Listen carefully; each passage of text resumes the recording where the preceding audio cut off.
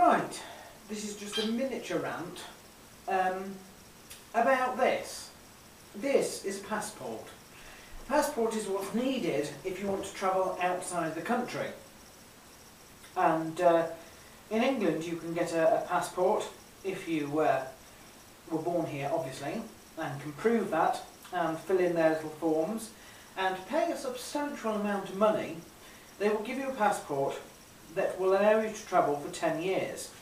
After which point, they somehow seem to think that you become a different person and you must then pay all over again.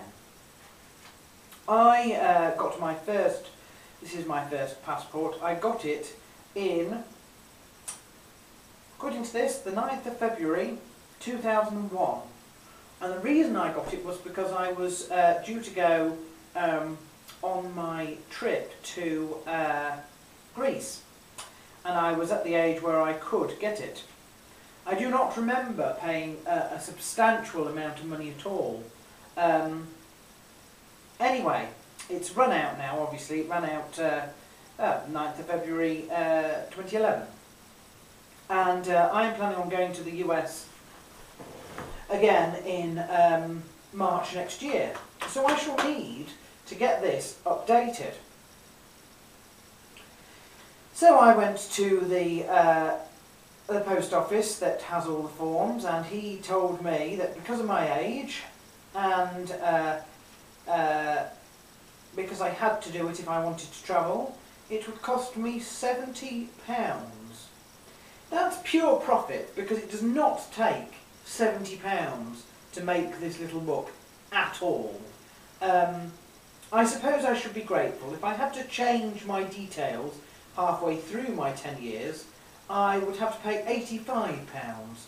And if I was in the situation I was 10 years ago and wanted to go abroad to, say, New York for the first time ever travelling outside the country, I would have to pay a whopping £120 just for a book like this. And when you think about what it actually does, it's extortionate, because accordingly this will allow you travel for 10 years. It does nothing of the sort. For a start, just having a passport doesn't mean you can fly or go by boat anywhere without having to pay extra on top of having a passport for the transport. It also doesn't stop you from having to pay extra to get in the countries of your destination, in fact. Despite it says here, where is it? Her Britannic Majesty's Secretary of State requests and requires in the name of Her Majesty all those whom it may concern to allow the bearer to pass freely without let or hindrance, and to afford the bearer such assistance and protection as may be necessary. Actually, the passport doesn't guarantee any of that. You go abroad and you go to a country that you need a visa to enter, and it doesn't matter if you have a passport or not. They will not let you enter. If you commit crimes in a foreign country, don't expect your passport to allow you to pass freely without let or hindrance.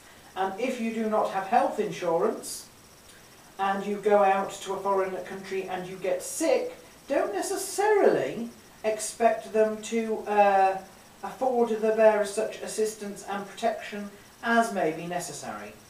So actually, in this, if we're going to be absolutely truthful, it's a bit of a waste of money, isn't it? I mean, you can't go without it, so I have to pay it. But it's extortionate for what it is, because it's a little book that means absolutely nothing now. If you go outside of Europe, you need to pay extra to enter and exit another country, despite having one of these.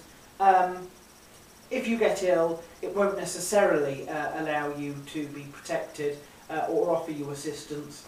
And you can't really travel on this without paying, you know, extortionate plane fees anyway. So it's a £70 gift to the state for the ability to leave for 10 years. Well, yes.